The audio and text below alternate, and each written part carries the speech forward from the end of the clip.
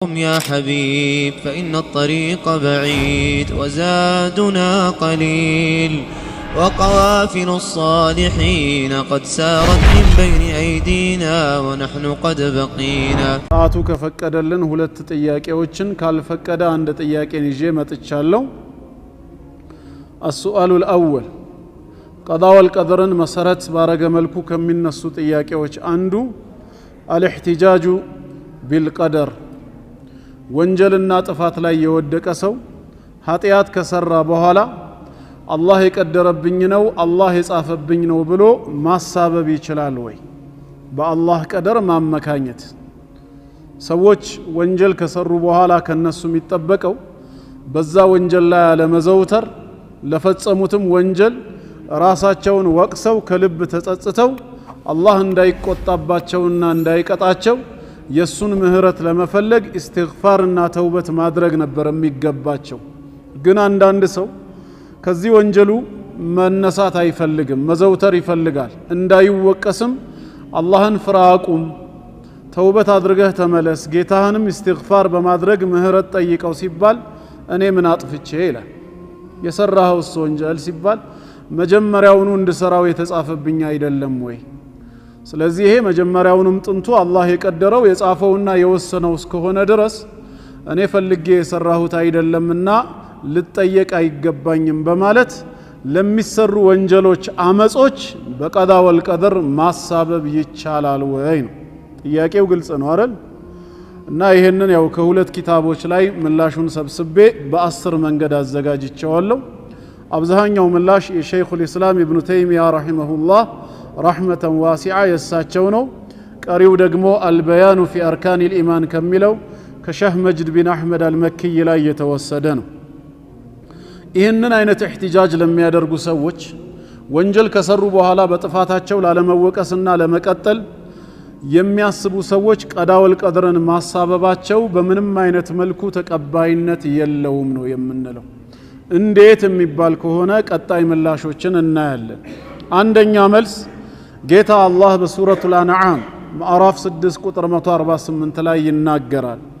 ሰየቁሉ الذين أشركوا እነዚያ በጌታቸው በአላህ ላይ ያጋሩ የሆኑ ሰዎች እንዲህ ይላሉ አለ። ነቢያቶች ተልከው ዳዒዎች ወደ እነሱ ቀርበው ከዚህ ተግባራቸው እንዲወጡ ቢመክሯቸውም ቢያስጠነቅቋቸውም እነሱ ግን በሽርካቸው ለመቀጠል ሲፈልጉ ምን ይላሉ? ለው ሻአ አላህ አላህማ ቢሻው ኖሮ ይላሉ። እዚህ ሽርክ ላይ አለመውደቃችንን በጌታችን ላይ አለማጋራታችንን አላህ መጀመሪያውኑ የፈለገው እኮ ቢሆን ኖሮ ማ አሽረክና እኛም አናጋራም ነበር፣ እንዲሁም ወላ አባኡና ቀደምት አባቶቻችንም ባላጋሩ ነበር። ነገር ግን አባቶቻችንም እኛም ዛሬ ሽርክ ላይ የወደቅነው አላህ ቢሻውና ቢፈልገው ነው። እሱ ወዶና ፈቅዶ ባደረገው ነገር ለምን እኛን ትወቅሱናላችሁ በማለት በአላህ መሺአ ላይ ያሳብባሉ ማለት ነው። ስለዚህ ይህ ሽርክ ከኛ መገኘቱ አላህ ራሱ ቢፈልገውና ቢፈቅደው የሆነ ነገር ነው። ቀድሞውኑ እሱ ያልፈለገው ያልፈቀደው ቢሆን ኖሮ እሱ ያልሻው ነገር እንዴት ሊከሰት ይችላል? ስለዚህ እሱ የሻው የፈቀደው ነው ይላሉ። ወላ ሐረምና ሚን ሸይ እንዲሁም ከማንኛውም ነገር ሐራም ባላደረግን ነበር ይላሉ። አላህ ምን ብሎ ምላሽ ሰጣቸው? ከዛሊከ ከዘበ الذين من قبلهم ልክ እንደዚሁ እነዚህ ሰዎች እንደዋሹት ከነሱ በፊት የነበሩ ከሃዲያኖችም እንዲሁ ዋሽተዋል አለ። አንደኛ ይሄ ንግግራቸው መሰረት አልባ ውሸትና ቅጥፈት እንደሆነ ነገረን። ቀጠለና ደግሞ ሐታ ዛቁ ባእሰና አለ፣ ቅጣታችንን እስከ ቀመሱበት ጊዜ ድረስ አለ። ይህ ንግግራቸው እውነት ቢሆን ኖሮ አላህ ምን ባላደረጋቸው ነበር? ባልቀጣቸው፣ ቅጣትን ባላቀመሳቸው ነበር። ነገር ግን የኔን ቅጣት እስከ ቀመሱ ድረስ ማለቱ ድርጊታቸው ከነሱ የተገኘ የራሳቸው የአመጽ ውጤት መሆኑን ይገልጽልናል ማለት ነው። ከዛም ሶስተኛው ምላሽ ላይ አላህ ምን አለ? ቁል በላቸው እነዚህን ቀጣፊዎች ሀል ዒንደኩም ሚን ዒልም እናንተ ዘንድ እንደው ከውቀት ይኖራልን? ፈቱኽሪጁሁ ለና ለእኛ ምታወጡልን ምትገልጹልን ይሄን ተግባራችሁን የሽርክ ስራችሁን አላህ እንደወደደውና እንደፈቀደው የሚገልጽ ምን አስረጅ ያላችሁ አለ። የላችሁም እንደማለት ነው። መጀመሪያ ላይ ለው ሻአ አላሁ ማ አሽረክና ብላችሁ ለተናገራችሁት ምን የምታወጡት አስረጅ ያላችሁ እስኪ ያቅርቡልን በሏቸው። አያመጡም። ኢን ተተቢዑነ ኢላ ظን ጥርጣሬን እንጂ ሌላን አትከተሉም። ወኢነ አንቱም ኢላ ተኽሩሱን የምትቀጣጥፉ ቀጣፊዎች እንጂ ሌላ አይደላችሁም አላቸው። እንደውም ቁል በላቸው ፈሊላሂ ልሑጀቱ ልባሊጋ ድካ የደረሰ የተሟላ የሆነ መረጃ ለአላህ ነው ያለው። እናንተን ነገ ቢቀጣችሁ በወንጀላችሁ ሰበብ የፈለገውን እርምጃ ቢወስድ እናንተን የሚቀጣበት በቂ ሁጃ አለው። ነቢያትን መላኩ፣ ማስጠንቀቁ፣ አእምሮን መስጠቱ በመሳሰሉ ነገሮች እናንተ ላይ ለመቅጣት ማስረጃ ማቅረብ ይችላል። እናንተማ እንደምትሉት ቢሆን ኖሮ ፈለው ሻአ አላህ ቢሻ ኖሮ ለሃዳኩም አጅመዒን ሁላችሁንም ባቀናችሁ ነበር አለ። ጣልቃ ገብቼ በእናንተ መሺአ ላይ የኔን መሺአ የበላይ አድርጌ በኔ መሺአ ብቻ ቢሆን ኖሮማ ከላይ እንዳላችሁት ለው ሻአ አላሁ ማ አሽረክና እንዳሉት ማለት ነው ሁላችሁንም አቀናችሁ እመራችሁ ነበር ነው ያለው። ግን ለምን አልመራኋችሁ? ለምንድነው ያላቀናኋችሁ? የመመራቱንም ሆነ የመጥመሙን ሂደት ለእናንተው እንድትመርጡ እንድትወስኑ ትቼላችሁ ነው። እኔ መንገዱን አብራርቻለሁ። ኢነ ዐለይና ለልሁዳ በሚለው መሰረት ቅኑን ጎዳና ከጠማማው ገልጾ ማብራራት የኔ ግዳጅ ነው። በላኳቸው ነቢያት፣ ባወረድኳቸው መጽሐፍት፣ በሰጠኋችሁ አእምሮ ሐቁን ከባጢል አብራርቻለሁ። ከዛስ ይጠቅመናል ይበጀናል የሚለውን መምረጥና መወሰን የናንተ ድርሻ እንዲሆን ነው የተውኩት። እንዳላችሁትማ በኔ መሺአ ብቻ የሚከናወን ቢሆን ኖሮ ወለው ሻአ እኔ ብሻ ኖሮ ፈለው ሻአ ለሃዳኩም አጅመዒን ሽርክ ላይ እንድትወድቁ ሳይሆን ማደርጋችሁ ሁላችሁንም አቀናችሁ አስተካክላችሁ ነበር። ግን የመመራትም ሆነ የመጥመም ጉዳይ የግለሰቡን ምክንያት አጸፌታዊ ምላሽ ተመርኩዞ የሚሆን እንጂ በእኔ አስገዳጅነት የሚሆን ስላልሆነ ትቼዋለሁ ለእናንተ አለ። ስለዚህ የምታሻርኩት ሽርክ ከራሳችሁ የመነጨ እንጂ አላህ ይህንን ነገር ባይሻው ኖሮ አናሻርክም ነበር ብላችሁ በእኔ መሺአ ማሳበባችሁ ትክክል አይደለም ብሎ ጌታችን ምላሽ ሰጠ ማለት ነው። ግልጽ ነው ወንድሞች። ስለዚህ ይሄ አንደኛው ምላሽ ይሆናል። ዛሬም ሰው ወንጀል ሰርቶ ለሰራው ወንጀል ተውበት ማድረግ ሲገባው አቁም ሲባል ምክር መቀበል ሲገባው እኔ ምን ላድርግ አላህ ሽቶብኝ ነው የሚለው ውሸታም እንደሆነ በግልጽ ያስረዳል ማለት ነው። ሁለተኛው ምላሽስ አላህ በሱረቱ ኒሳ ምዕራፍ 4 ቁጥር 165 ላይ ምንድነው ያለው? ሩሱለን ሙበሽሪን ወሙንዚሪን በተለያየ ዘመንና በተለያየ ስፍራ መልእክተኞችን በጀነት አብሳሪዎችና በጀሃነም አስጠንቃቂዎች አድርጌ ልኬያቸዋለሁ አለ። ይህንንም ያደረኩበት ዋና ምክንያት ሊአን ላ የኩነ ሊናሲ ዐላ ላሂ ሑጀቱን ሰዎች ወንጀል ከሰሩ በኋላ ለዚህ ወንጀላቸው ነገ በአላህ ላይ መከላከያ ዑዝር እንዳይኖራቸው ነው። ባዕደ ሩሱል ከመልእክተኛ መላክ በኋላ እነዚህን መልእክተኞች ባልካቸው አስጠንቃቂ አድርጌ ዋህይን ባላወርድላቸው ሰዎች በሰሩት ወንጀል ምክንያት ነገ የውሙል ቂያማ ለምን ሰራችሁ ብዬ ብጠይቃቸው ይሄ ነገር ሐራም መሆኑን የሚያብራራ መልእክተኛ መች ላክልን፣ መች የሚያብራራ መጽሐፍ አወረድክልን ብለው ለጥፋታቸው መከላከያ ዑዝር ያቀርባሉ። ይሄ መከላከያ እንዳይኖራቸው ከወዲሁ የሚያብራሩ የሚያበስሩና የሚያስጠነቅቁ መልእክተኞችን በተለያየ ዘመን በተለያየ ስፍራ ልኬያቸዋለሁ። ወካነ አላሁ ዐዚዘን ሐኪማ አላህ አሸናፊ ፍጹም ጥበበኛ የሆነ ጌታ ነው ይላል። እንዲሁም የመካ ሙሽሪኮችን ጌታ አላህ ምን ይላል? ሱረቱ ጣሃ ቁጥር 134 ላይ ወለው አና አህለክናሁም ቢዐዛብን እኔ እነዚህን ጣዖታውያኖች በሰሩት የጣዖት አምልኮ ተግባር ምክንያት ወዲያውኑ በቅጣት የማጠፋቸው ጌታ ብሆን ኖሮ አለ። መቼ? ሚን ቀብሊሂ ከዚህ መልእክተኛ ከነቢ ሙሐመድ ዓለይሂ ሰላቱ ወሰላም ነቢይ ሆኖ መላክ በፊት አስጠንቃቂን ሳይልክላቸው መጽሐፍን ሳያወርድላቸው በሰሩት ሽርክ ምክንያት ባጠፋቸው ኖሮ ለቃሉ ነገ በፍርድ ቀን በዕለተ ትንሣኤ ምን ይሉ ነበር አለ? ረበና ጌታችን ሆይ ለውላ አርሰልተ ኢለይና ረሱላ ምን ነው መጀመሪያውኑ በምድር ዓለም ሳለን ይሄንን የሚያስጠነቅቅ የሆነ መልእክተኛ ብትልክልን ኖሮ ፈነተቢዕ አያቲክ የዛኔ አንተን አንቀጾች እንከተል ዘንዳ ሚን ቀብል አን ነዚለ ወነኽዛ ዛሬ ከመዋረዳችን ከማፈራችን በፊት ይሄ ነገር ካንተ የሚያጣላ መሆኑን የሚያብራራ የሆነ መልእክተኛና መጽሐፍ ለምን አላወረድክልንም ይሉ ነበር። ሊከተሉ ፈልገው አይደለም፣ ከቁጣውና ከቅጣቱ ማምለጫ መንገድ ምክንያትን ሲፈልጉ ይሄው እኔ ግን መልእክተኛውን ላኩላቸው ጥቂቶች እንጂ አልተከተሉትም ነው የሚለው። ስለዚህ አላህ በተለያየ ዘመን መልእክተኛን የላከው አንዱ ምክንያት ሰዎች ለጥፋታቸው ዑዝር እንዳይኖራቸው ነው። ነገ የውሙል ቂያማ መከላከያ እንዳይኖር ነው። ታዲያ ምንድነው መልሱም የሆነው? ፈለው ካነ الاحتجاج بالقدر على المعاصي ሰዎች ለአመጻቸው ለወንጀላቸው ቀዳ ወልቀድርን ማመካኘታቸው ትክክል ቢሆን ኖሮ ሳኢገን የተፈቀደና የሚያስኬድ ቢሆን ኖሮ ለመን قطعت الحجة بإرسال الرسل መልእክተኛን በመላክ በሰዎች ላይ አላህ ዑዝራቸውን መቁረጥ አይችልም ነበር ማለት ነው። ምክንያቱም ቀዳ ወልቀድርንም ማሳበብ ይችላሉ። በል ካነ ኢርሳሉ الرسل لا فائدة له في الواقع እንደ ተጨባጩም በተለያየ ዘመን በተለያየ ስፍራ መልእክተኛን መላኩ ፋይዳ የለውም ማለት ነው። ለምን ታዲያ መልእክተኛ መላክ አስፈለገ? ለምን የሚያብራሩ መለኮታዊ መጽሐፍቶችን ማውረድ አስፈለገ? ቀዳ ወልቀድርን ሰዎች ለሚሰሩት አመጽ እንደ ማመካኛ መጠቀም የሚችሉ ከሆነ አሁንም በሱ ማሳበብ ይችላሉ። ስለዚህ የዛኔ ነቢያትና ረሱሎች መላካቸው መጽሐፍ መውረዳቸው ትርጉም አልባ ነው ወደሚለው ሊያመጣ ነው። ግልጽ ነው። ነገር ግን ትርጉም አልባ አይደለም። አላህ ነቢያትን የላከው መጽሐፍትን ያወረደው በሰዎች ላይ ማስረጃውን ሊያቆም ነው። ያ መጽሐፍ ከተብራራለት የመልእክተኛው መልእክት ከደረሰው በኋላ ሐራምና ሐላሉ ተገልጾለት ከዛ በኋላ ለሚሰራው ጥፋት አላህ ዘንድ ማመካኘት አይችልም ማለት ነው። ከዚህም በመነሳት ሰው ለሚሰራው ወንጀል በቀዳ ወልቀድር ማሳበብ በፍጹም አይችልም። ግልጽ ነው።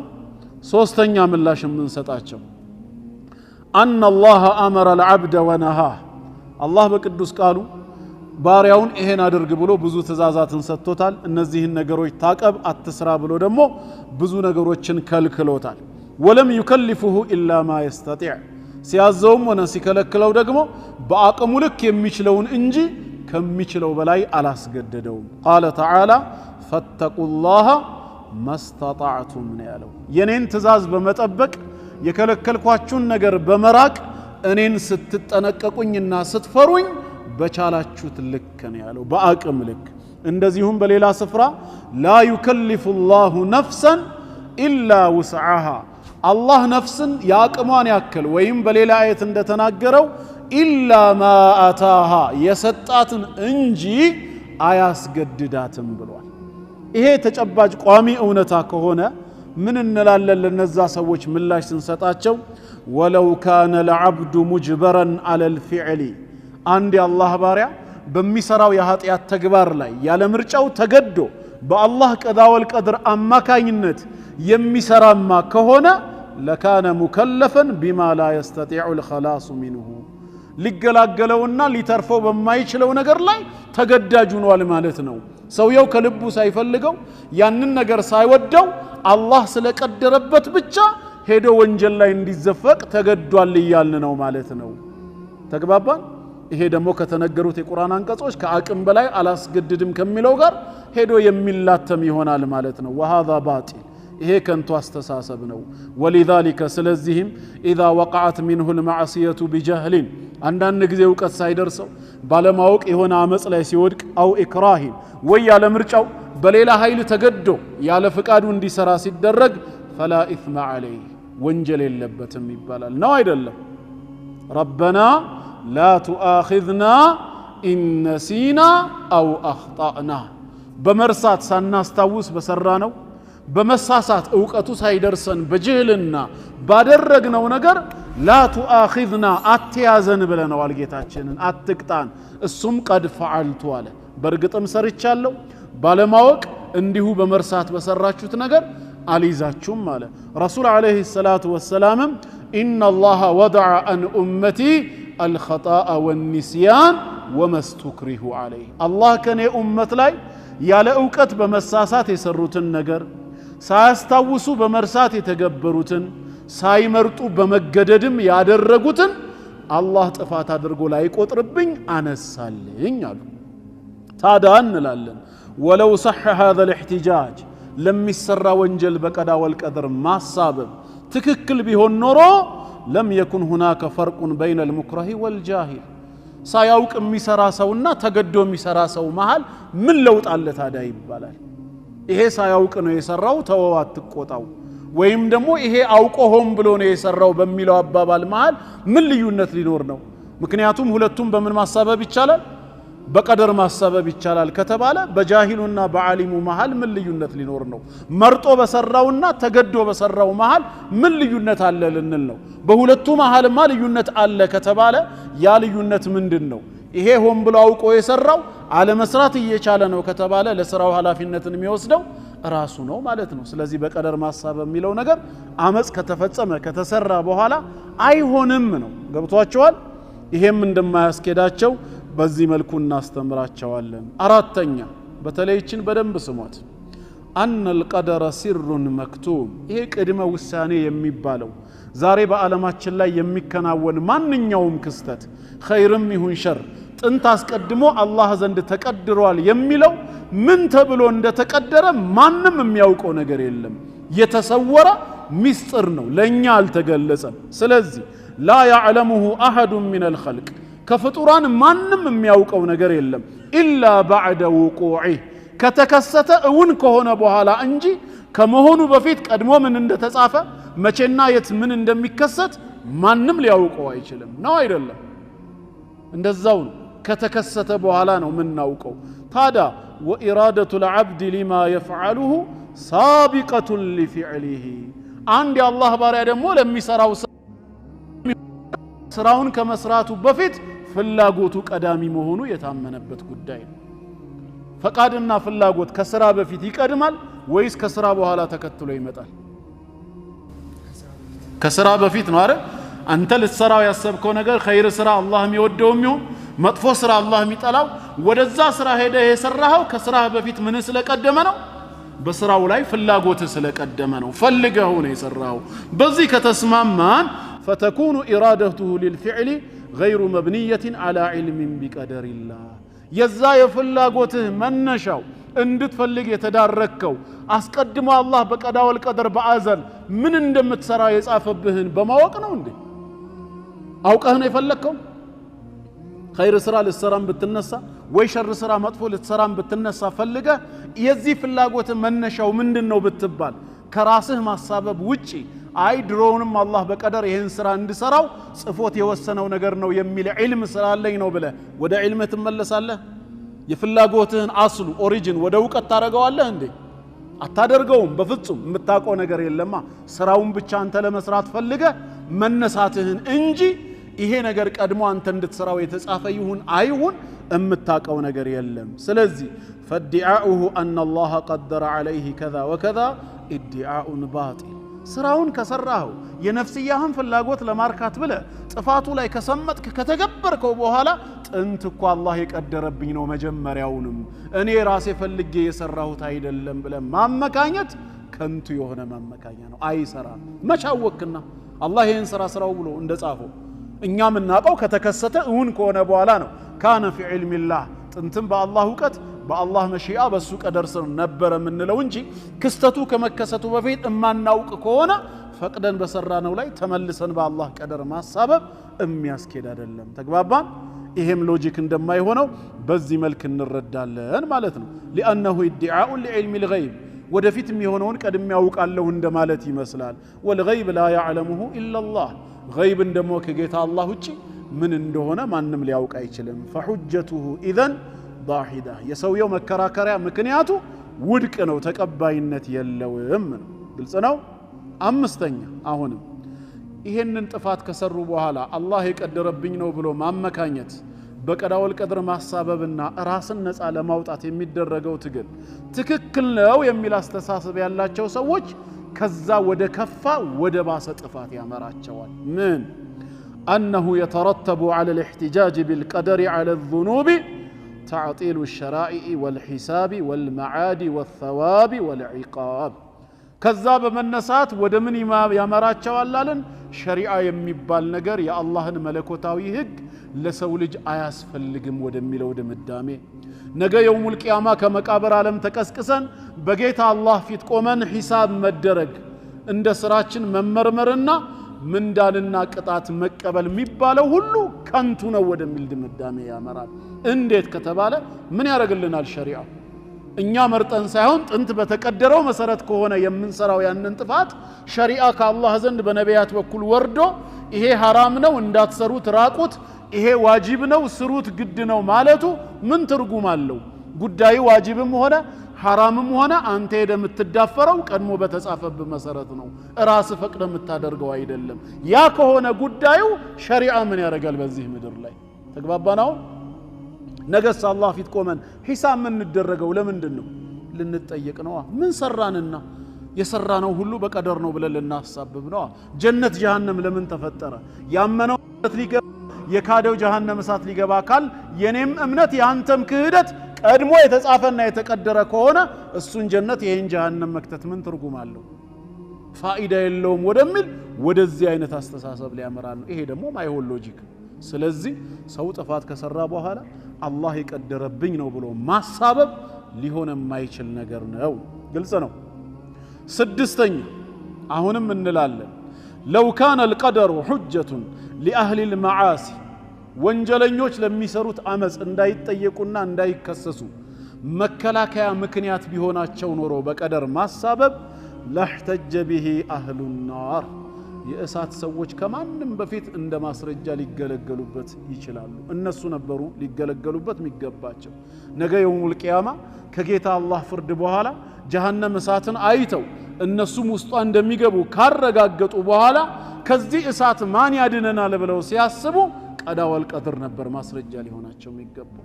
ጌታችን አላህ ሆይ ለምንድነው እሳት የምትቀጣን? እኛኮ ዛሬ ለእሳት ተገቢ ናችሁ ብለህ የፈረድክብን ወንጀላችን በጠቅላላ ጥንቱኑ አንተ ራስ የቀደርክብን አይደለም ወይ? እኛ ፈልገን የሰራነው አይደለምና እሳት ልንገባ አይገባንም በማለት እንደውም እነሱ ማስረጃ ሊያደርጉት ይገባቸው ነበር። በዛ ሰዓት ያላቸውን ብቸኛ የመዳኛ መንገድ እሱ ነውና፣ እውነታው ግን ያ አይደለም። እነሱ ራሳቸው ምንድነው የሚሉት? ረበና አኺርና ኢላ አጀሊን ቀሪብ ይላሉ። እንደው ወደ ትንሽ ጊዜን ያክል እንኳን አዘግየን፣ ኑጂብ ዳዕወተከ ወነተቢዕ ሩሱል ያንተን ጥሪ እሺ ብለን እንድንቀበል መልእክተኞችን ልከን እንድንመጣ እድሉ ይሰጠን ነው። ፈርጅዕና ነዕመል ሷሊሐ ኢና ሙቂኑን፣ አንዴ ወደ ዱንያ የመመለስ እድል ስጠን።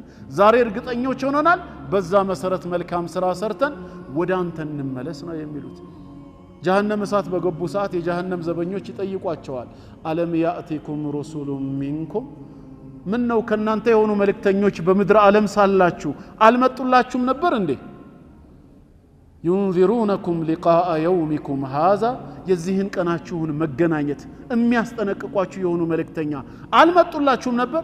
መተውላችሁ ከነበር እሳት ውስጥ እንድትገቡ ምንድነው ያዳረጋችሁ? قالوا بلى ኧረ እንዴታ መምጣትማ መተውልን ነበር። ولكن حق القول على الكافرين፣ ነገር ግን የካህዲያን ማን ነው እውነተኛው ቃል ኪዳን በካህዲያን ላይ ተረጋገጠ። የቅጣቲቱ ቃል ማለት ነው። በመካዳችን ሰበብ ነው ያሉት። فلم يحتجوا بتقدير الله الله قدرብን ብለው አላሳበቡ። ማሳበብማ ቢቻል ኖሮ እነሱም ባሳበቡ ነበር፣ አላህም ይቀበላቸው ነበር። ምክንያቱም ዑዝርን እንደ አላህ የሚወዳለ እንዴ? የለም። ليس احد احب العذر اليه من الله፣ ፍጹም ምክንያታዊነት እሱ ዘንድ እጅግ በጣም ተወዳጅ የሆነ ከአላህ በላይ ማንም የለም። ያለ ምክንያት የሚቀጣ አይደለም። ሚን አጅሊ ዛሊክ፣ ለዚህም ሲል ነው በዓሰ ነቢይነ ሙበሽሪነ ወሙንዚሪን፣ ነቢያቶችን በጀነት አብሳሪ በጀሃነም አስጠንቃቂ አድርጎ ቀድሞ የላከው። ያለ ዑዝር መቅጣት አይፈልግም። እነዚህ ሰዎች በቀደር ማሳበባቸው ዑዝር መሆን ቢችል ኖሮ ወንጀል ከሰሩ ሰዎች ይልቅ እሳት የገቡ ሰዎች ከእሳት ለመዳን ትልቅ መከላከያ ይሆናቸው ነበር። ግን እነሱም አላሳበቡም፣ ወንጀላቸውን ያመኑት። ባይሆን ድጋሚ አዲስ እድል ከተሰጠን አንድ ዱንያ ላይ እንመለስና አምነን እንምጣ ነው እንጂ ያሉት። ስለዚህ ዛሬም ወንጀል ላይ የተዘፈቀ ሰው ወንጀሉን ሳይዘወትርበት ቶሎ መነሳትና ተውበት ነው እንጂ ማድረግ ያለበት አላህ የቀደረብኝ ነው ብሎ በወንጀሉ ለመቀጠል ላለመወቀስ እንደ ምክንያት ማቅረቡ አያስኬደውም ነው። ተግባባን? እነሱም ያሉት ለው ኩና ነስመዑ አው ናዕቂሉ ማ ኩና ፊ አስሓቢ ሰዒር የተነገረንን ነገር በትክክል የምንሰማና የምንገነዘብማ ቢሆን ኖሮ ዛሬ ከእሳት ጓዶች ባልሆን ነበር አሉ። ጌታችንም ምን አለ? ፈዕተረፉ ቢዘንቢሂም ወንጀላቸውን አመኑ ነው ያለው። ፈሱሕቀን ሊአስሓቢ ሰዒር ለእሳት ጓዶችም ከአላህ ረሕመት መራቅ ተገቢያቸው ሆነ ይላል። ስለዚህ አይሰራም በቀዳ ወልቀድር ማሳበብ። ሰባተኛ ከአንድ እስከ 6 ያለውን እንዳልኳችሁ ከሸይኹል ኢስላም ኪታብ ላይ የተወሰደ ነው። እኚህ ሸይኽ ደግሞ ምን ይላሉ? ሰባተኛ ምላሽ ሲሰጡ እንዲህ ለሚያሳብብ ሰው አነ አላህ ተዓላ ቀደረ አርዛቀና በምድር ዓለም ሳለን ሲሳያችንን ማን የወሰነው? አላህ ነው አይደል? ተወልደን እስክንሞት ድረስ ወደኛ ወደ ሆዳችን የሚገባው ሲሳይ ሁሉ ቀድሞ ተወስኗል። አላህ ዘንድ በታወቀው በተጻፈው ልክ ነው አይደለም እንዴ የሚሆነው? ያ ከመሆኑ ጋር ወመዓ ዛሊከ አመረና ሱብሓነሁ ቢልከስቢ ወሰዒ እንድንሰራ እንድንለፋ ደግሞ አዞናል። ሰበቡን እንድናዳርስ ሪዝቃችን ምን ከመሆኑ ጋር ቀድሞ ገና በእናታችን ማህፀን እያለን የተጻፈ ከመሆኑ ጋር ወአጃሉና ከተበትሃ አልመላኢከቱ ሒነ ነፈኸት ፊና አርዋሑና ወነሕኑ ፊ አርሓሚ ኡመሃቲና ገና በእናታችን ማህፀን የ4 ወር ወይም የ40 ቀን ጽንስ እያለን አልሙወከሉ ቢረሒም በማህፀን ኃላፊነት የተሰጠው መልአኩ ውስጥ በገባ ጊዜ እድሜያችንን ሩህን በሚነፋ ሰዓት እድሜያችንን አብሮ እንዲጽፍ እንዲወስን ታዟል። ስለዚህ በዛ መሰረት እድሜያችን የዛኔ ተወስኗል። አላህ ዘንድም ዱንያ ላይ ስንት ዓመት እንደምንቆይ ቀድሞ የታወቀ የተወሰነ ጉዳይ ነው አይደለም? ይሄ ከመሆኑ ጋር ግን ወመዓ ዛሊከ አመረና አላሁ ተዓላ ቢተዳዊ ወልቡዕድ ዐን አስባብ الضر والهلاك ስንታመም መድኃኒትን እንድንጠቀም ራሳችንን ለጥፋትና ለሞት ከሚዳርጉ ነገሮችም እንድንርቅ አላህ አዞናል። እድሜያችን ምን ከመሆኑ ጋር ቀድሞ የተወሰነ የተጻፈ ከመሆኑ ጋር ራሳችሁን ለጥፋት አትዳርጉ፣ ተጠንቀቁ፣ ጥንቃቄያችሁን ያዙ እያለ ያዘናል። ወሀከዛ ኸዋቲሙና ማዕሉማ ኻቲማችንን ምን ሊሆን ይችላል የሚለው አላህ ዘንድ የታወቀ ነው። አላህ ያብጀው ኻቲማችንን። ታዲያ ፍጻሜያችን ምን እንደሆነ የታወቀ ከመሆኑ ጋር ወመዓ ዛሊከ አመረና ቢልዓመል ሳሊሕ ወነሃና ዐን ልዓመል ልፋሲድ መልካም ስራን እንድንሰራ ከመጥፎ ስራ እንድንርቅ መልካሙን አዞናል፣ መጥፎውን ከልክሎናል። ይህን እውነት አንይዝና አሉ ሸይኹ ሲመልሱ አድምጡ። ፈዩቃሉ ሊመን የሕተጁ ቢልቀደሪ ለሚሰራው ወንጀል በቀዳ ወልቀድር ለሚያመካኝ ለሆነው ሰው አላህ ስለጻፈብኝ ለሚለው ሰው እንለዋለን አሉ። ሊመ ላ ተሕተጁ ቢልቀደሪ ልሙገየቢ ዐንከ ፊ መጃል ሪዝቂከ ወአጀሊክ ልክ ለሰራኸው ወንጀል ቀዳ ወልቀድርን እንደማመካኛ አድርገህ አላህ ስለጻፈብኝ ብለህ እንዳሳበብከው በሪዝቅህና በእድሜህ ጉዳይስ ለምንድነው ቀዳ ወልቀድርን ማታሳበው እንለዋለን። እንዴት የሚለን ከሆነ ፈስተስሊም ሊልፈቅር الذي تعيشه وللمرض النازل بك አሁን ላለህበት የድህነት ህይወት እጅ ሰተኑር። ድሃ መሆነ ከጌታ አላህ ዘንድ ቀድሞ የተጻፈ የተወሰነ ነው። አንተ ግን ላይታች ደፋ ቀና እያልክ የትላንቱን ድህነት በዛሬ ሀብት ለመቀየር ለምንድነው ጥረት የምታደርገው? ልክ የቅድሙ ወንጀልህ አላህ የቀደረብህ የጻፈብህ እንደሆነ ሁላ ይሄም ድህነት አብሮ የተጻፈብህ አይደለም ወይ? ለዛኛው ወንጀልህ ተውበትና ኢስቲግፋር ማድረግ ካልፈለክ ድህነትህን ወደ ሀብት ለመቀየር ለምን ሰበቡን ታደርሳለህ? እጅ ስጥ። ያኛውም ቀደር ነው ይሄም ቀደር ነው። ወሊልመረድ ናዚሉ ቢክ እንዲሁም ለሰፈረብህ በሽታ የሆነ በሽታ ሰፍሮብህ የአልጋ ቁራኛ ሲያረገ አላህ ያመጣው ነው ራሱ ያንሳው ብለህ እጅ ሰጥተህ ቁጭ አትልም። በየፋርማሲው በሆስፒታል በየክሊኒኩ ደፋ ቀና ትላለህ ጤና ፍለጋ።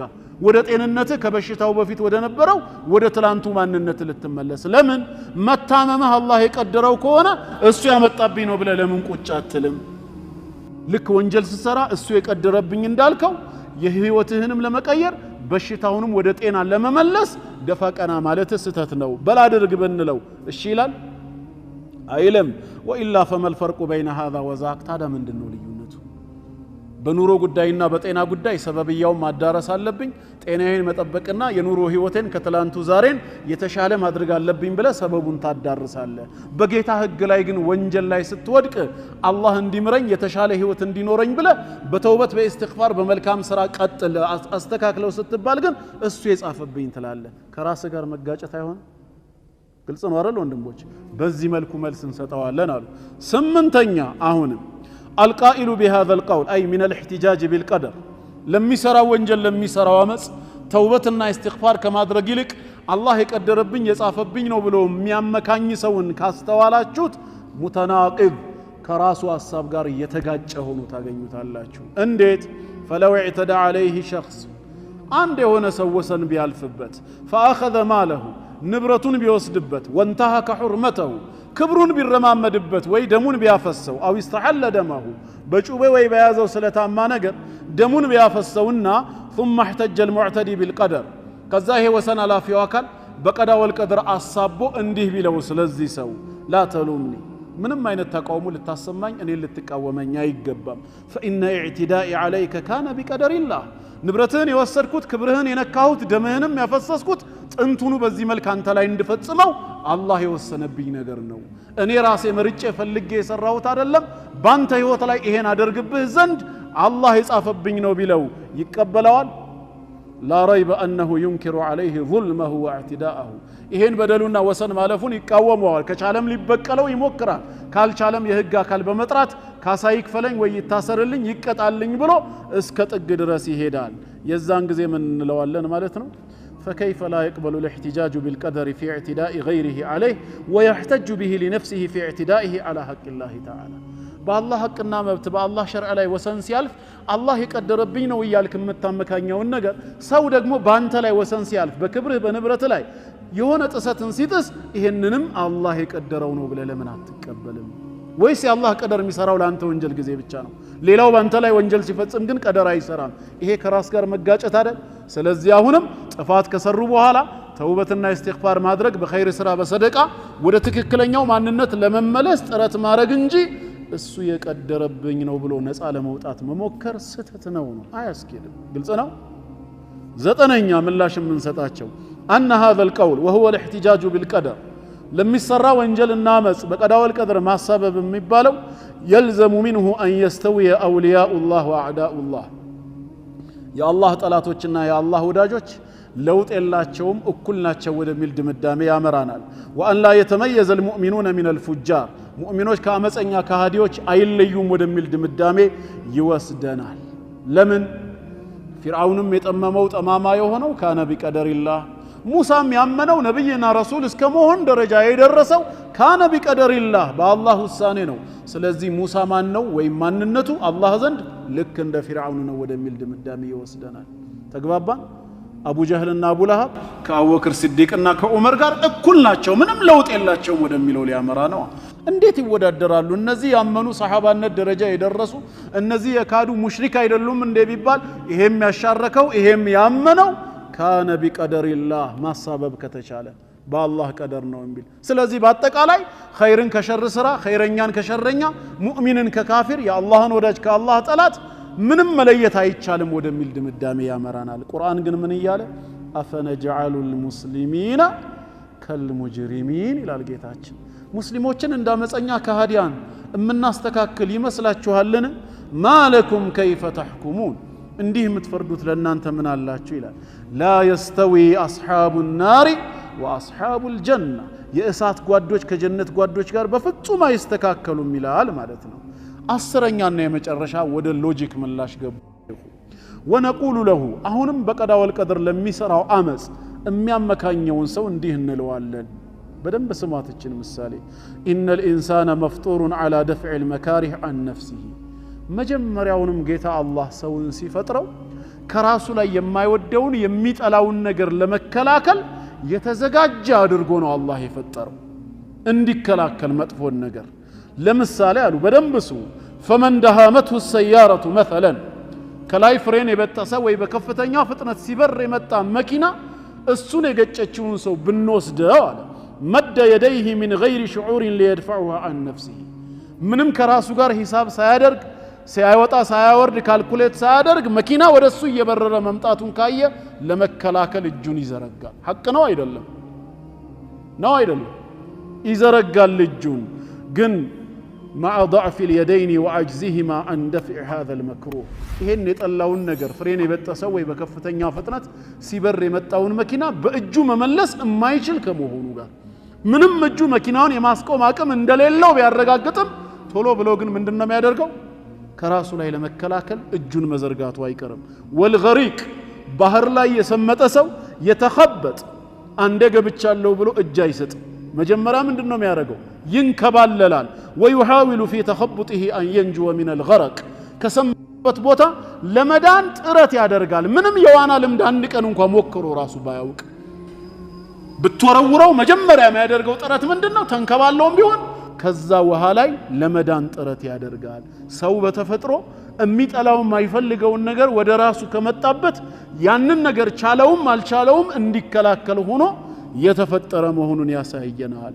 ከዛ ባህር ላይ መዳኑ መውጣቱ ተስፋ እንኳን የሌለው ቢሆን ጥረት ማድረጉ አይቀርም ታዳ فلما لا يدفع العاقل عن نفسه المكاره التي يلقاها في آخرته بما أوتي من قدرة واختيار ታዳ ነገ يوم القيامة آخرة ፊት ለፊትህ የጀሃነም ህይወት የሚባል አሰቃቂ ዓለም አለ ተብሎ የተነገረው ሰው ዛሬ በተሰጠው ችሎታ ዛሬ በተሰጠው አቅልና አእምሮ ለምን ለመከላከል ጥረት አያደርግም እሳት ላለመግባት በአላህ ማመን ትእዛዙን መፈጸም ለሰራቸው ወንጀሎች ተውበትና ኢስቲግፋር በመግባት የነገው እሳትና የአላህ ቅጣት እንዳይገጥመው ለምን አይከላከልም ለምን በተፈጥሮ ገና ሲፈጠር የሚጠላውን ማይወደውን ነገር እንኳን የማይችለው እንኳን ቢሆን ከራሱ ላይ ለመከላከል ምንድነው የሚያደርገው ጥረት ነው የሚያደርገው ወደ ላይ ወደ ዳገት እየወጣ ወደ ተራራው ከላይ እሱ ማይቋቋመው በኩንታል ደረጃ የሚገለጽ ድንጋይ ወደሱ ቢወረወርበት አሽሃዱ አን ላ ኢላሃ ኢላላህ ብሎ ቶሎ እጅ አይሰጥም የመጀመሪያ እርምጃው ምንድነው የሚሆነው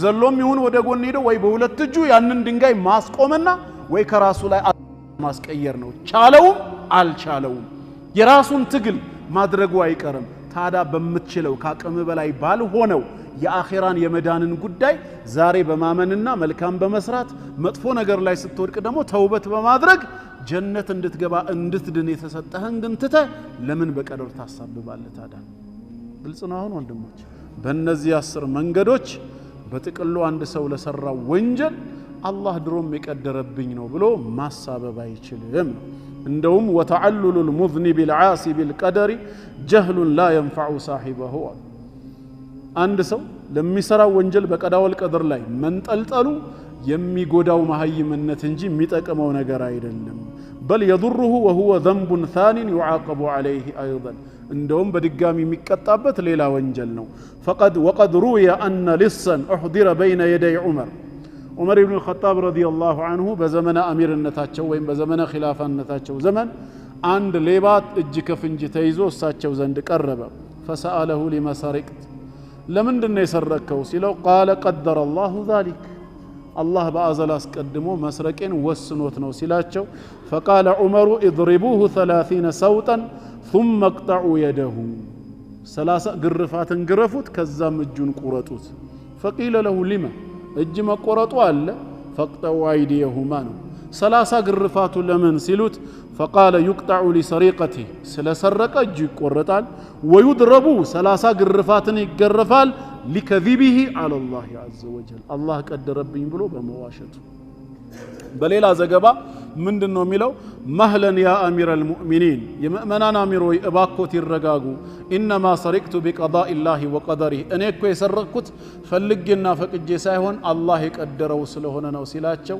ونحن نقطع يدك ايضا بقضاء الله وقدره እኛም በአላህ ቀዳና ወልቀደር እጅህን እንቆርጠዋለን አሉት ለራስ ጊዜ ያመካኘው ቀዳ ወልቀደር እንዴት ነው ለዛኛው ለእጅ ለመቆረጥ ጊዜ መከላከያ መታረገው እኛም እንጠቀመዋለን ነው አያስከድም ነው ዞሮ ዞሮ ሰለፉ ሷሊህ በቀዳወል ቀድር የሚያሳብብን ሰው ለወንጀሉ በጣም ይጠሉት ያወግዙት ነበር አንድ ክስተት ላንብብላችሁ قال عبد الله بن عمر رضي الله عنه يا عمر بن الخطاب رضي الله عنه ልጅ አብዱላህ እንዲህ አለ قال له بعض الناس አንዳንድ ሰዎች መተው እንዲህ ያሉት يا ابا عبد الرحمن يا عبد الرحمن አባት ወይ ان قوما يزنون ويشربون الخمر ارى አንዳንድ ሰዎች አሉ ዚና ይፈጽማሉ خمر ይጠጣሉ ويسرقون ይሰርቃሉ ከሰው ላይ ከዛ ተውበት ማድረግ ሲገባቸው ويقتلون النفس ነፍስንም ይገላሉ ويقولون كان ذلك في علم الله እኮ ድሮም በአላህ ዘንድ የታወቀ ጉዳይ ነው فلم نجد بد منه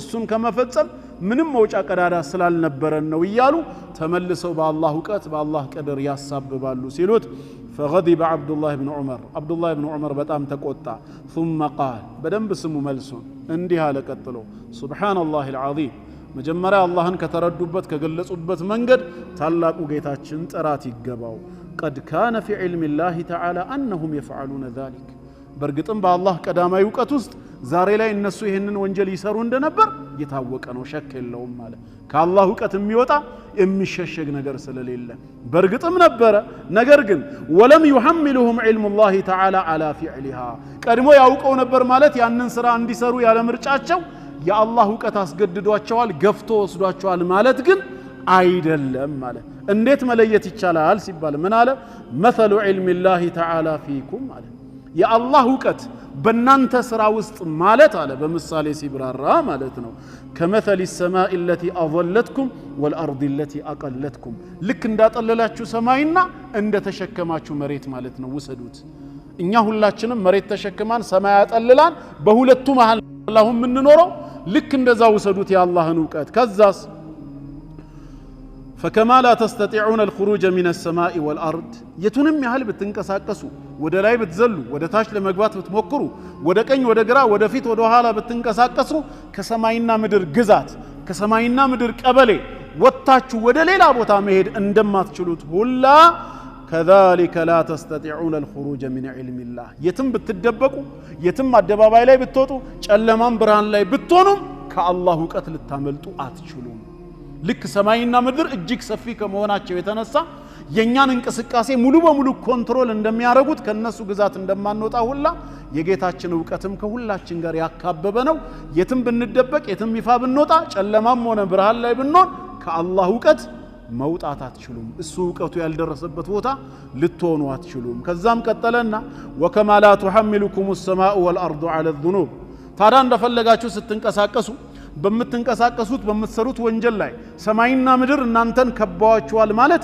ያን ስራ እንድትሰሩ አስገድዷችኋል ገፋፍቷችኋል ማለት እንዳልሆነ ሁላ አለ وكذلك لا يحملكم علم الله عليها يا الله ዕውቀት ምትሰሩትን ስራ ሁሉ ቀድሞ አውቆታል በዕውቀቱ አካቦታል ማለት ወንጀሉን እንድትሰሩ ገፋፍቶ ወስዷችኋል ማለት አይደለም ማለት ثم قال ابن عمر ቀጥሎ ምን አለ لعبد يعمل المعصيه ثم يقر بذنبه على نفسه عند الله باريا ወንጀልን ከሰራ በኋላ እኔው ነኝ የሰራሁት ብሎ ራሱ ላይ የሚያቀርብ የሚያረጋግጥና የሚከስ የሆነ ሰው አሉ አሐቡ ኢለየ እኔ ዘንድ እሱ የበለጠ ይወደዳል አሉ ከማን በላይ من عبد يصوم النهار ويقوم الليل ቀኑን እየጾመ ሌሊቱን በሰላት እየቆመ ويقول ان الله تعالى يفعل الخطيئه فيه ወንጀል ላይ የወደቀ ጊዜን አላህ ነው ያሰራኝ ከሚለው ሰው ይልቅ እንደውም ያኛው ቀን ያልጾመው ሌሊት ያልሰገደው ነገር ግን ወንጀል ላይ ወድቆ እኔው ነኝ የሰራሁት ብሎ ራሱን የሚወቅስ ሰው እሱ ነው እኔ ጋር የሚወደደው አሉ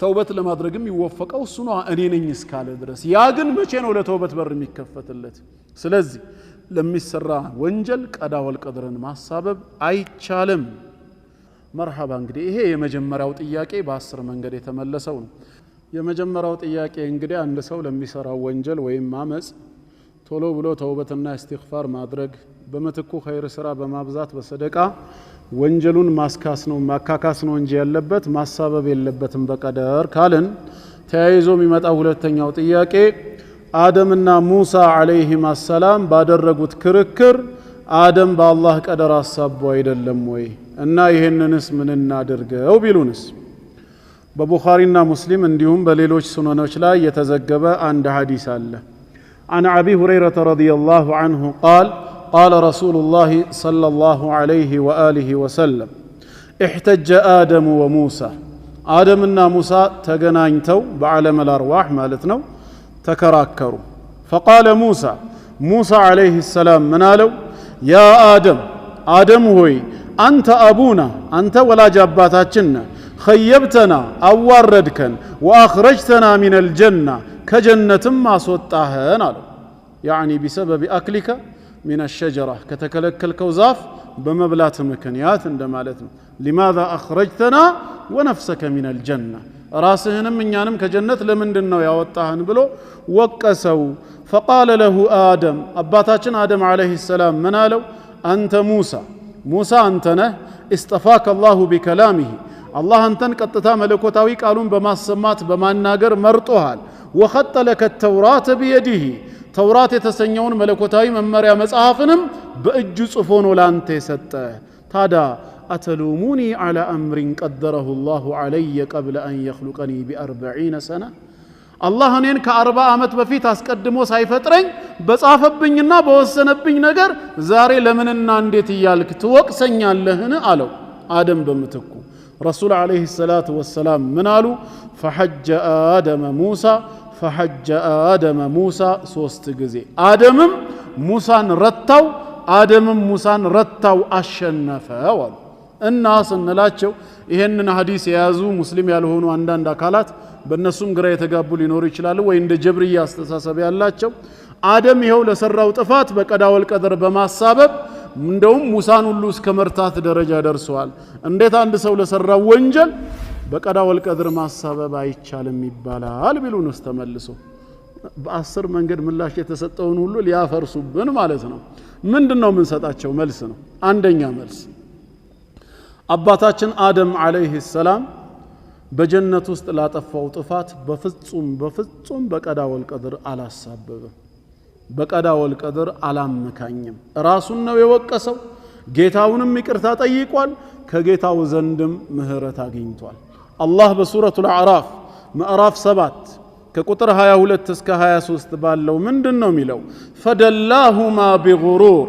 ሸይጣንም በማታለል አዋረዳቸው ይላል ጌታችሁ እኮ ከዚህ ዛፍ የከለከላችሁ ከርሷ ወስዳችሁ የበላችሁ ጊዜ ዘላለም እንደምትኖሩ የማይቋረጥ የሆነ ንግስናንም እንደምታገኙ ስላወቀ ነው ግድ የለም እኔ ከመካሪዎቻችሁ ነኝ ብሎ ማለላቸውና ነው በማታለል ያዋረዳቸው فلما ذاق الشجرة ሁለቱም አደምና ሐዋ አለይሂም ሰላም ከዛፊቷ ወስደው በቀመሱ ጊዜ በደት ለሁማ ሰውአቱሁማ ሐፍረተ ገላቸው ለሁለቱም ተገለጸችላቸው ወጠፊቃ يخصفان عليهما من ورق الجنة ከጀነት ቅጠልም እየወሰዱ በላያቸው ላይ መልበስ መደረትን ጀመሩ ወናዳሁማ ረቡሁማ ጌታቸው አላህም በለስላሴ ቃል እንዲህ ሲል ጠራቸው አለም አንሃኩማ عن تلكما الشجرة ከዚች ዛፍ እንዳትቀርቡ ብዬ ከልክያችሁ አልነበረም እንዴ አለ አው ከልክሎ ነበር ولا تقربا هذه الشجرة فتكونا من الظالمين بلو كزاس وأقول لكما إن الشيطان لكما عدو مبين شيطانم أساساتاً انداتلو رسول أن أنت قلت طلاتاتشو نو اند أساساتاتشو تتنككو تسبيه مكري النبرم ماله أو مكروال إن هذا عدو لك ولزوجك فلا يخرجنكما من الجنة فتشقى إيه لأنتم لمستهم قلت طلاتنا ስለዚህ ከጀነት እንድትወጡ ምክንያት አይሆናችሁ አለበዛ ከወጣህ በኋላ እንደቀደመው ድሎት የለም ትለፋለህና ብሎታል አላህ እንግዲያውስ ቀድሜ ከከለከልኳችሁ ሸይጣንም ጠላታችሁ ነው ብዬ ከመከርኳችሁና ካስጠነቀቅኩ በምን ምክንያት ነው ታዲያ ትእዛዜን የጣሳችሁት አላቸው ቀለል ያለ ወቀሳን ነው ጌታችን ያቀረበው ጥፉ ከፊቴ አይነት መልእክት አይደለም ምን አሉ ታዲያ እነሱ የዛኔ አሁን እንደቀረበው ሹባሃ ጌታችን ሆይ እኛ እኮ ከዛፉ ወስደን የበላ ነው ፈቅደንና ፈልገን ሳይሆን ጥንቱኑ በአዘላንታ አስቀድመህ ብሉ ብለ ስለጻፍክብን ነው አሉ እንዴ አላሉም قال ربنا ظلمنا انفسنا ተመልከቱ hatta ከይቅርታ በፊት الاعتراف بالذنب ጥፋተኛ መሆንን ማመን ነው የቀደመው ጌታችን አላህ ሆይ ظلمنا انفسنا ነፍስያችንን በድለናል አሉ ጥፋተኛው እኛ ነን ምንም እናሳብብበት የለም አሉ እንኳን በቀዳውል ቀደር ሊያሳብቡ በኢብሊስ እንኳን ማመካኘት አልፈለጉ እሱ ነው እንዲያደረገን እንዳይሉ እንቢ የማለት ስልጣኑ ነበራቸው የሚኖሩ መስሏቸው ተታለሉ እንጂ ስለዚህ ወዴት አደረጉት ወቀሳውን ወደ ራሳቸው አዞሩና እኛውን ነፍስያችንን የበደልነው ምንም ማመካኛ የለንም ባይሆን አሁን የቀረው ምንድነው ያንተ ይቅርታ ነውና فإن لم تغفر لنا وترحمنا وإن لم تغفر لنا أنت لن باتمرلن وترحمنا باتازنلن لنكونن من الخاسرين ككساريوچن ሆናለን ማረን እዘንልን ያሉት ስለቀደርክብን ይበላነው ብሎ በቀዳው القدر አላሳበቡ ከዚህ ግልጽ የቁርአን አየት በመነሳት አደም አለይሂ ሰላም ላጠፋው ጥፋት በጀነት ለበላው ፍሬ እንዴት ወቀሳለው አላህ የጻፈብኝ አይደለም ወይ ብሎ አላሳበበም በግልጽ ቋንቋ ማመኑን ነው ጌታችን የነገረን ግልጽ ነው ይሄ አንደኛው ምላሽ እንሰጣቸዋለን እና ሐዲሱ ምን እናደርገው ይሉናል ይመለሱና ሐዲሱን የምታደርጉት ደግማችሁ ማየትና ማስተዋል ነው። አንድ ያልገባችሁ የዘለላችሁት ነገር አለ እንላቸዋለን። ምኑ? በሙሳና በአደም አለይሂም ሰላም መካከል ሲደረግ የነበረው ክርክር ከመነሻው ከተከለከለው ዛፍ ፍሬ መብላት አይደለም። ኮምፕሊትሊ ከርዕስ የወጣ ጥያቄ ነው የተጠየቀው። ምንድን ነበር ክርኩ ሲባል ከጀነት መውጣታቸውን መሰረት ያደረገ ጥያቄ እንጂ ከተከለከሉት ዛፍ ወስደው መብላታቸውን አይደለም። ምንድነው ያለው ሙሳ? خيبتنا واخرجتنا من الجنه እኮ ነው ያለው። لماذا اخرجتنا ونفسك من الجنه ለምን ራስህንም እኛንም ከጀነት አስወጣህን ብሎ ከጀነት ስለመውጣቱ ወቀሳ አቀረበለት እንጂ لماذا اكلت من الشجره ለምን ከተከለከልከው ዛፍ ወስደህ በላህ አላለው። ምን ልዩነት አለው? ከጀነት የወጣው ከተከለከለው ዛፍ ወስዶ በመብላቱ ሰበብ አይደለም እንዴ ቢሉንስ፣ ትክክል በመብላቱ ሰበብ ነው። ልዩነቱ ግን ሰማይና ምድር ነው። ምኑና ምኑ? ከተከለከለው ዛፍ ወስዶ መብላትና ከጀነት መውጣቱ። ምንድነው ልዩነቱ ካሉንስ፣ ከተከለከለው ዛፍ ፍሬ ወስዶ መብላቱ ማዕሲያ ነው፣ ወንጀል አመጽ ነው። ከነበረበት ጀነት ከድሎት ዓለም መውጣቱ ግን ሙሲባ ነው፣ ማዕሲያ አይደለም። ከጌታው አላህ ዘንድ የተፈረደ ፍርድ ነው። በሁለቱ መሃል አሁን ያለው ልዩነት ምንድነው ሲባል፣ በተከለከለው ዛፍ ላይ አደም ነፃ ምርጫ አለው። ከፈለገ ሄዶ ተዳፍሮ መብራት፣ ካልፈለገ ደግሞ ጌታው የከለከለውን ነገር አስታውሶ አለመብላት ነፃ ፍቃድ አለው። ከጀነት መውጣቱ ላይ ግን የአደም ምርጫ ነበር እንዴ? ከተከለከለው ዛፍ ወስዶ ሲበላ ልውጣ ከጀነት ብሎ ነው እንዴ የበላው? አይደለም። ውጣ አትውጣ የሚለው የጌታው ውሳኔ ብቻ ነው። ለአደም የተሰጠው ድርሻ ግን ምንድነው? ወላ ተቀረባ هذه الشجره ከዚህች ዛፍ አትቅረቡ ተብሏል። እሺ ብሎ የጌታውን ትእዛዝ ጠብቆ አለመቅረብ ወይ ነፍስያውና ሸይጣንን ተከትሎ መቅረብ። ነፃ ፍቃድ ያለው አደም ማዕሲያው ላይ ነው። ማዕሲያውን ተከትሎ ቅጣቱ ምን ይሁን የሚለው ግን የማን ውሳኔ ነው? የጌታ አላህ ውሳኔ ነው። ስለዚህ ሙሳ የጠየቀው ለምን ከተከለከልከው ዛፍ ወስደ በላ ሳይሆን ለምን ከጀነት አስወጣህን? ተግባባን? አሁን ከጀነት መውጣቱ ደግሞ ሙሲባ ከሆነ አንድ ሰው በሙሲባ በሚደርስበት መከራ በቀዳ ወልቀድር ማሳበብ ይችላል አይችልም? በደንብ አድርጎ ይችላል። ለምን? በራሱ ነፃ ምርጫ የሚያመጣው አይደለም። ሙሲባው ሰበብ ቢኖረውም የሰው ድርሻ ሰበቡ ላይ እንጂ ሰበቡን ተከትሎ የሚመጣው ውሳኔ ላይ አይደለም። በወንጀል ሰበብ አላህ በላእ ቢያመጣብህ ለምን በላኡ መጣብህ ተብለህ አትጠየቅም። አንተ አይደለህማ ያመጣኸው። በምን ሰበብ ከተባለስ በኔ ወንጀል ካልክስ ወንጀሉ ላይ ትጠየቃለህ። ለምን ሰራህ ተብለህ አለመስራት ስለምትችል። ነገር ግን በላኡ ለምን መጣ? የጌታ ውሳኔ ነው።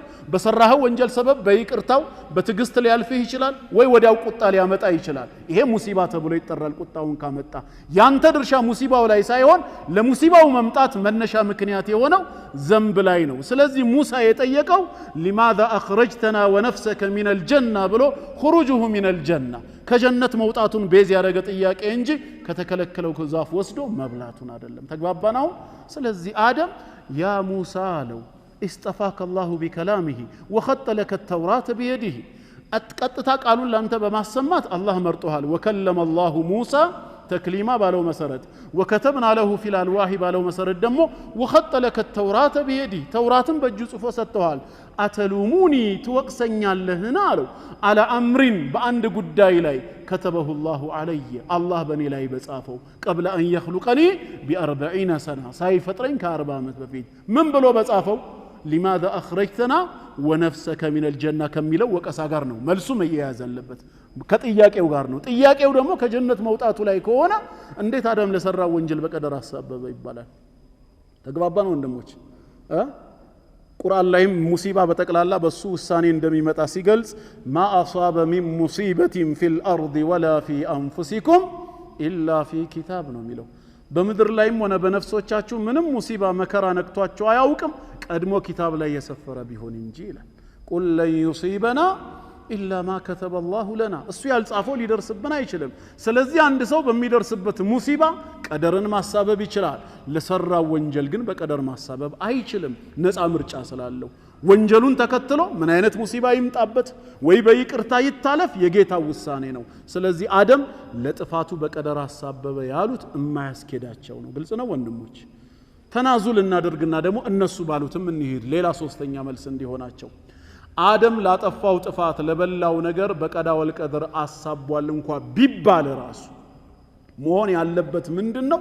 ልጠየቅበት አይገባም ማለቱ ሳይሆን ከተውበት በኋላ ይሄ ድርጊት አንዴ ድሮ ተፈጽሞ ያለፈ አላህ ዘንድ የታወቀ በለውህል መሕፉዝ የተጻፈ ነው ማለቱ እንጂ እኔ ልከሰስበት አይገባም ማለቱ አይደለም። ሀታ እንደዛ ነው ብንል አላህ የጻፈብኝ ነው ሲል ማለት የፈለገው አደም በቃ ድሮውንም አላህ ይሄን ጉዳይ ያወቀው ለውህል መሕፉዝ ላይ የጻፈው ነው፣ አሁን ተፈጽሞ አልፏል፣ እንደ አዲስ የምናነሳበት ሌላ ምክንያት የለም ለማለት እንጂ እኔ ልጠየቅ አይገባኝም ለሚል ክስ መከላከያ መሆን አይችልም። ለምን ከተባለ የአደም አለይሂ ሰላም ሐሳቡ እንደዛ ከሆነ لماذا تاب إذن ለምን ታራ ተውበት ያደርጋል?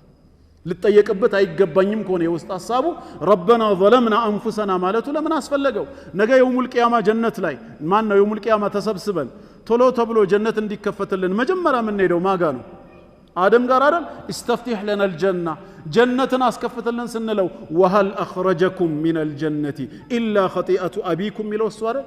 የዛኔም እንኳን ከአእምሮ አልወጣም ማለት ነው። ተመልከቱ እንኳን በቀደር ላይ ያሳበብ ዛሬ ጌታዬ ተቆጥቷል፣ ምንም ተውበት ባደርግበትም ግን በሙሉ ልብ ጀነትን ለማስከፈት የሚያስችል አቅም የለኝም። ጥንትስ ቢሆን ከዛ ከነበርኩበት ጀነት የነው ጥፋት እንጂ ሌላ እንድትወጡ ምን ያደረጋችሁ ነገር አለ ብሎ አሁንም ያንን ማንሳቱ በድርጊቱ ላይ በመኩራራት ቀደር ነው ብሎ የሚያምን ሰው ሳይሆን ራሱን የሚወቅስ ታላቅ አባት መሆኑን ነው የምንረዳው።